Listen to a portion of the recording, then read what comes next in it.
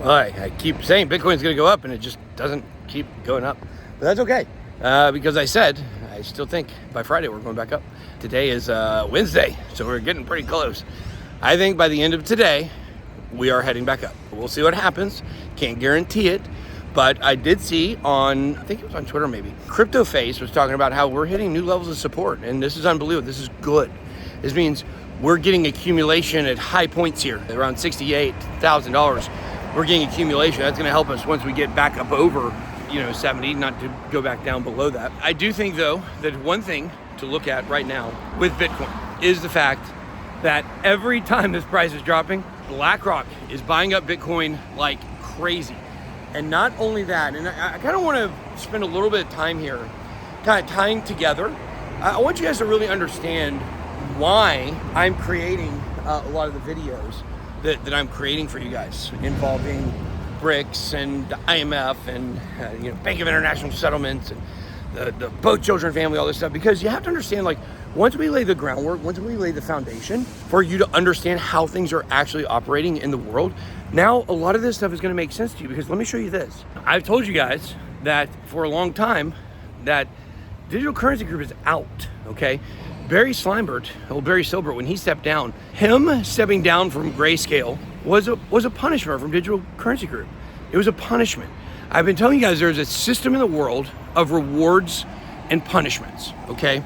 And Grayscale was at the tops, right? Grayscale was at the tops.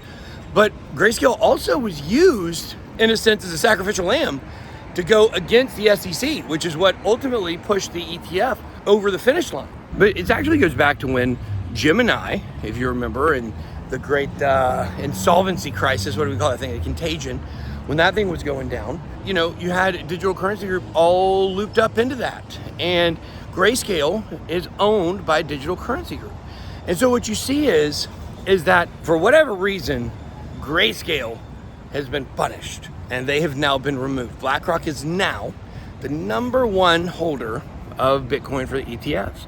This should, I think, make them the number one holder overall outside of Satoshi, I think. Maybe I'm wrong. And outside of exchanges, maybe, I guess. Michael Saylor has like around 200,000. I think that's the number both of these have, somewhere around there, 200,000 Bitcoin.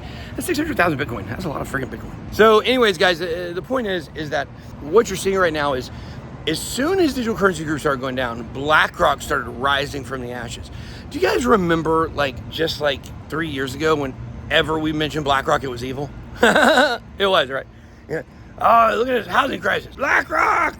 Oh my gosh, they're controlling these companies. BlackRock! Oh my God, they don't like Bitcoin. BlackRock! Right? But now, Larry Fink is your daddy. He's your daddy and you love him. You would freaking shine and kiss him on that bald head, you weirdos. But listen, the fact is, BlackRock and Larry Fink have been blessed. They have been chosen to be the darlings of crypto. Grayscale, Michael Sonnenschein, who also stepped down recently from Digital Currency Group, and Grayscale, Barry Silbert, they're on the outs. And now who are their backers? This is where things get really interesting, where you start to see two factions rising up here, okay? Two factions rising up. You have one faction, that's the old way that things have been done, and then you have a new way that's rising up. And I don't know, maybe this person's doing the punishing and the rewarding. I don't know. Maybe there's a reason that Michael Sonnenschein and Barry Silbert were taken out in favor of BlackRock. Because I don't know if you know, Digital Currency Group, Grayscale, they're Chinese companies. They are completely Chinese companies, if you didn't know that. So it was all started by money directly from the CCP, from Li Ka-shing, back in 2012, I think it was. I think that's the year, 2012.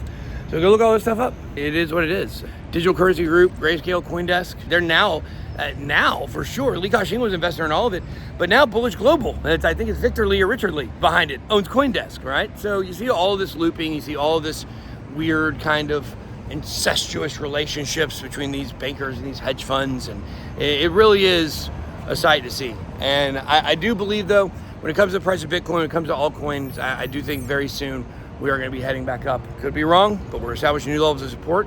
So let me know what you think. Drop a comment down below. I'm here at Consensus. I don't know. Maybe come find me. Be blessed. Good boy out.